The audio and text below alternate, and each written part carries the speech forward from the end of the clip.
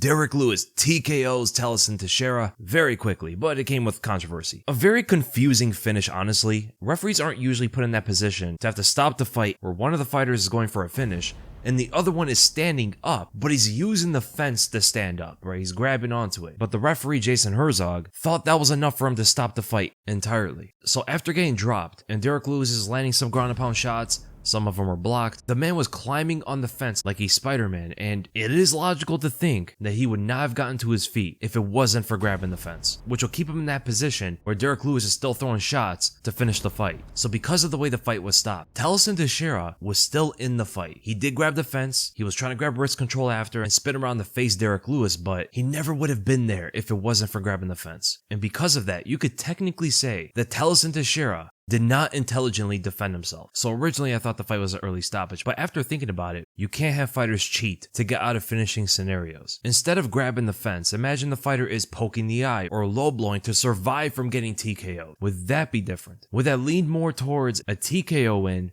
or a DQ win? I think that's where the logic is. If cheating to survive a finish leans more towards a TKO than a DQ, then the way Lewis won makes sense. But if it leans more towards a DQ, then either Teixeira should have been disqualified or deducted a point without pausing the fight. That might have been the best for the referee to handle that. Deduct Teixeira a point without pausing the fight as Lewis is going for the finish. Take a point away from Teixeira because he was grabbing onto the fence and allowed the fight to keep continuing. I think if Herzog just took a point away, that would have eliminated nearly all the confusion of the fight. But Teixeira was a big favorite going into it. He was a taller, longer guy, seemed like the more technical striker, and that was the way he approached the fight. He came out there with a lot of feints, constantly feinting that jab multiple times. He got Derrick Lewis to move away, but every time Lewis felt like he was too close to the fence, he would explode with a long stride for the right hand to get into his range to land that shot, as Teixeira has an 83-inch reach, very long for even heavyweight, but often enough the punch would fall short as Teixeira would pull away and try to counter with the left hook. From that very first exchange, it was clear of what Teixeira tried to do in this fight. Constantly feint to trigger Derrick Lewis' explosion so then he could counter him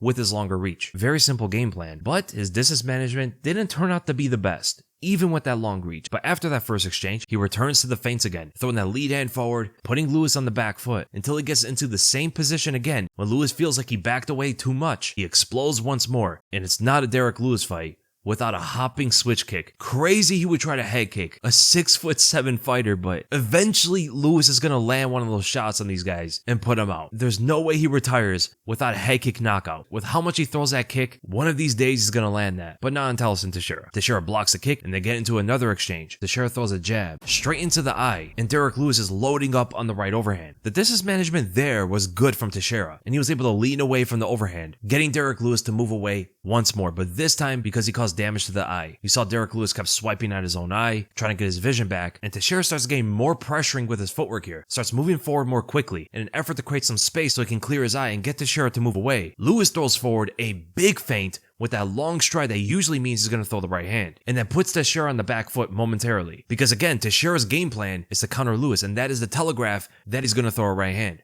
But it was only a feint this time. Lewis gets that space that he wants, but then Teixeira rebounds once more, putting more pressure on Lewis, gets him on the back foot once again, and this time Lewis explodes, committing with the right hand, and Teixeira rolls with the punch, moves his head with it so it doesn't land, but Lewis falls up on the right hand, which he didn't do before, and just like always, Teixeira wants to counter that explosion, and he throws a pull right uppercut. So the uppercut misses, again showing not the best distance management there, but he blocks the left hook because he rotated with that uppercut. And Lewis ends his combination with a right hook that misses as Teixeira moves away completely. Now whenever the exchange ended, Derrick Lewis is usually the one that took a step back and allowed Teixeira to put more pressure on him. But this time Lewis doesn't do that. Lewis steps forward, so he was slightly off balance because he overextended on that right hand. So he steps to his side with his left foot, rotates it inward, which is usually a tell for a left hook. Rotate your lead leg inward for that left hook. But again, Teixeira is always looking to counter with his longer reach when Lewis misses his punch. And this time, instead of a counter left hook or right uppercut, he throws a much safer punch, a jab. He sees that Lewis is a lot more aggressive, so he doesn't want to risk getting knocked out in these exchanges by throwing a more powerful punch. The best thing to throw is that jab, and it lands. He lands a flush on the jaw of Lewis, in which it had no impact whatsoever. It did not faze Derrick Lewis at all. Usually a longer fighter has a more powerful jab that they can work with, because a shorter fighter has to move forward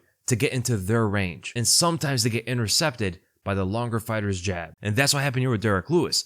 Lewis is moving into that jab, which magnifies the damage, but it did nothing. Lewis hops through the punch slightly to his own left side and is able to reach in with that lunging left hook and blast through Teixeira's chin, dropping him. Now it brings up a very interesting question. How could Derrick Lewis land his shot against an extended jab from someone who has a 4-inch reach advantage and is also 3 inches taller? This is a jab which is extended straight out. Lewis is throwing a haymaker of a left hook. How could both punches land when one of the fighters is longer? It's because of two different things. Number one, when Teixeira landed his jab, you can see that his wrist bent quite a lot, honestly. So he didn't get a full extension of his jab when he landed it. So that allows Derrick Lewis to move in an inch or two closer for his own shot. Bending the wrist can take off like maybe an inch or half an inch of reach. The other reason why Lewis was able to land his shot was because he lunged slightly at a left angle. His body was closer to Teixeira than his head was. Look at the posture of Derrick Lewis when he takes that jab. His head is further away than most of his body. His body is closer to Teixeira, meaning his shoulder is, which is also allowing his left hook to reach in even further. Look at Tallison Teixeira's posture. His head is actually leaned more forward than his upper body. Lewis's head is further away than his body is. Lewis's head is leaned away from his body, whereas Teixeira's leaning his head further forward, dropping him to the ground, and that's where Derrick Lewis goes for the finish. I think Teixeira was still in the fight, but he can't be grabbing the fence like that. Perhaps Derrick Lewis is going to finish him off regardless, because there was a left hook that he was about to throw, and Jason Herzog blocked it as he was trying to get in between them. Now, who's to know if that punch would have landed or would have got blocked, because Teixeira started rotating to his right side to grab onto the right wrist of Derrick Lewis, and that's when he rotates facing Derrick Lewis, and he thought the fight was still going, so he throws a jab and nearly